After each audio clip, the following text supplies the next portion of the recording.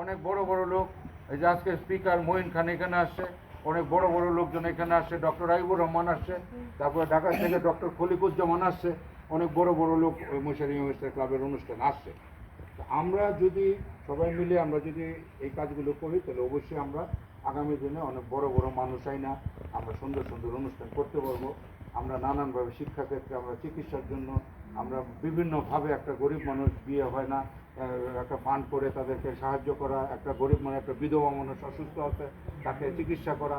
আমি কিন্তু নানান সময় যত ঝামেলাতেই থাকি তারপরেও কিন্তু এলাকা থেকে রুগী নিয়ে আমি যাই, গাজীপুর যাই, ওই তারপরে সাভার সিআরপি হাসপাতালে যাই। 11 জন পাও কাটা রুগী কালীগঞ্জের মধ্যে পাও লাগাই দিচ্ছি আমরা, পাও নিয়ে হাঁটে তারা, তাদের রানের এখান থেকে পাও ছিল না, এরকম লোকজন আছে। আমরা অনেক কাজ করছি, এটা কালীগঞ্জের সংগঠন আছে, কালীগঞ্জ কল্যাণ সংস্থা, কালীগঞ্জ গ্র্যাজুয়েট কল্যাণ ফোরাম, এই সমস্ত জায়গা থেকে অনেক।